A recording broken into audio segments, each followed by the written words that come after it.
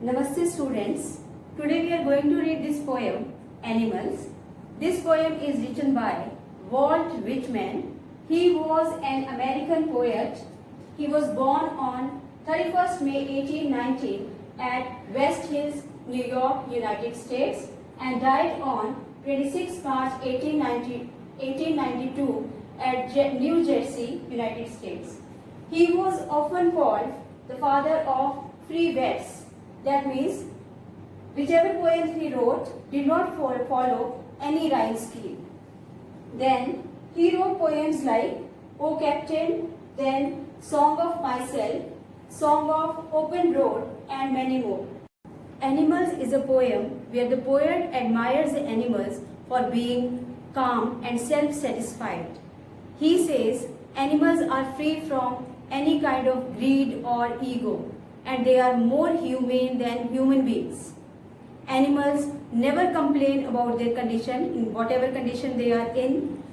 They do not lie awake in the night and weep over their sins, as they do not commit any sins or crimes. On the contrary, man always remain unhappy and dissatisfied. So, the poet wants to leave the world of human beings, and he wants to go and live with animals. Now let us read the first stanza of this poem. See here, I think I could turn. So here poet thinks that he could turn means he can go back from the company of human beings and live with animals. Why he wants to live with animals? Because they are so placid. Placid means quiet and calm, and self-contained. Self-contained means they are not dependent on others' company. Then I stand and look at them long and long. So whenever he comes across any animal, he stands there and he looks at them for a very long time. He keeps looking at them. Now let us see the poetic devices here. First of all, alliteration has been used here in this sound l, and l has been repeated. Then repetition has been used here. This word, repetition of word long. And then third, pun has been used here. Now, how do we say that pun has been used here? Pun is when the poet plays or someone plays with the words, similar sounding words, generally homophones, and makes the reader laugh. Now see here, poet says that suppose he is going somewhere and he comes across any animal, he stands here and he starts looking at them, and then he looks at them for a long time. So pun has been used here. I'll give you one more example of pun. See this sentence. The library is the tallest building of the town because it has many stories. Now library has which kind of stories? Library has stories, these ones. Right? But a building can be tallest because of which stories? These stories. Floors. Right? So here also if we say the library is the tallest building of the town because it has so many stories, so stories word is used as a pun here. Now let us read the second stanza.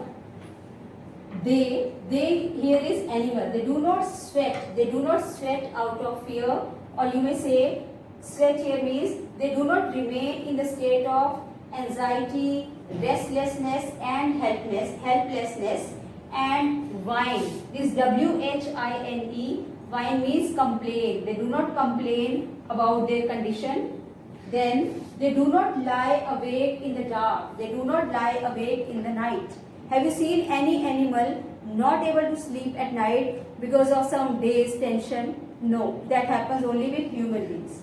And weep for their sins. Have you seen any animal crying at night and not able to sleep and weeping over their sins or crimes which they have committed daytime? No, that doesn't happen.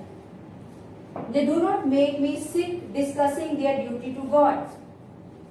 You must have seen human beings, they keep discussing about their duty towards God. But animals, they don't do such kind of hypocritical talk. Hypocritical talk is showing off being something else, and otherwise they are something else. So animals do not make the poet sick discussing about their duties towards God.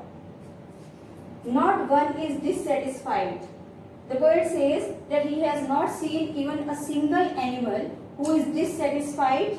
Not one is demented. Demented means mad. Demented word means not even a single animal is mad with the mania. Mania is craze of owning things, collecting more and more things, materialistic possessions. In this stanza, poetic device anaphora has been used. Anaphora is when a group of words or any word has been repeated in the beginning of the sentence or in the beginning of clause. Now see here, they do not this group of words has been repeated in the beginning of these two sentences, and then see this not one. Now here not one and there not one. So anaphora has been used. Now let us read the next stanza. Not one kneels to another. Have you ever seen any animal kneeling down to another animal? Kneeling down is on knees like this. Have you ever seen any cat kneeling down to another cat, or any cow kneeling down to another cow in respect, for respect?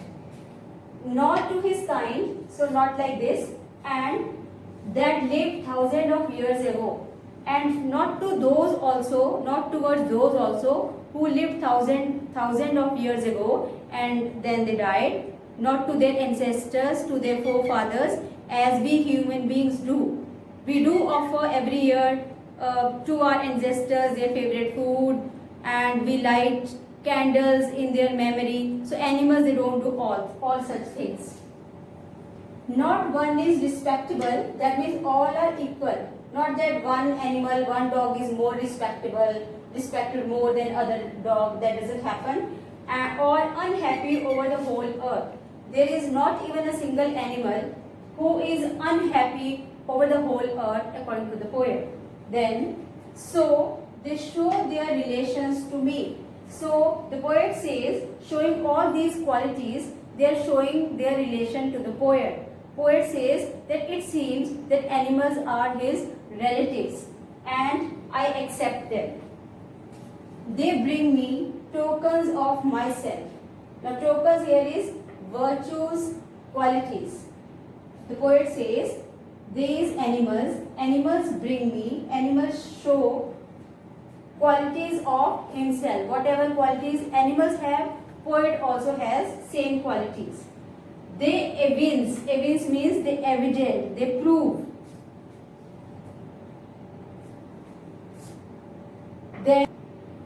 So they prove plainly means clearly in their possession all those qualities which the poet has. Then he says, I wonder, sometimes he wonders, he thinks, where they get those tokens, that from where these animals, they have got these tokens, these virtues, these qualities. Then he says, maybe it happened like this.